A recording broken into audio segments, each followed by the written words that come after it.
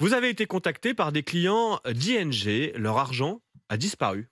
Ouais, en mai dernier, la banque en ligne néerlandaise annonce qu'elle quitte la France et met fin à toutes ses activités sur notre territoire. Et c'est dans la presse que Claude, 82 ans, l'apprend. Si elle nous est appelée à l'aide aujourd'hui, c'est pour retrouver son argent, tout simplement. Depuis la fermeture de ses comptes par ING début août, les 370 000 euros qu'elle détenait se sont envolés, les économies de toute une vie.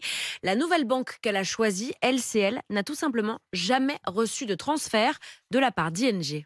Tout a disparu et aucune information. C'est ça le pire. Le pire, c'est de ne pas savoir où c'est. Et là, j'ai eu tous mes prélèvements rejetés. Ça me perturbe vraiment beaucoup. Parce que quand même, à mon âge, être mauvais payeur, je l'ai gros sur le cœur. Claude vit seule, elle est veuve depuis 2 ans, mais elle peut compter heureusement sur le soutien de sa fille Delphine, qui remue ciel et terre depuis 2 mois pour trouver une solution. Je vois maman, 82 ans, on ne peut pas faire de choses comme ça. Des personnes de cet âge-là, c'est inhumain même. Mes parents ont toujours été très précautionneux. Ils veulent surtout pas être à la charge de leurs enfants. Et voilà, c'est un matelas qui se sont constitués. Et aujourd'hui, on ne sait pas où c'est. Moi, j'irai jusqu'au bout, je ne lâcherai pas le morceau. Je veux dire, c'est honteux ce qu'ils font.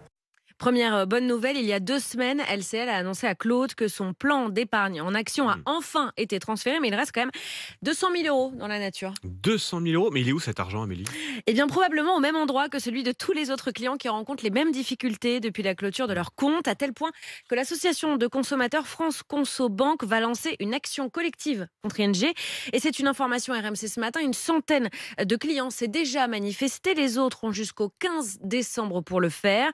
Michel Guillaume est président de France Conso Banque.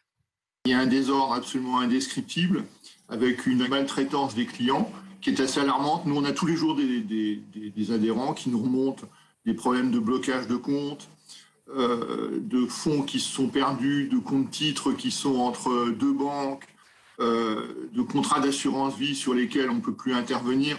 Bref, si vous voulez, c'est un florilège de problèmes.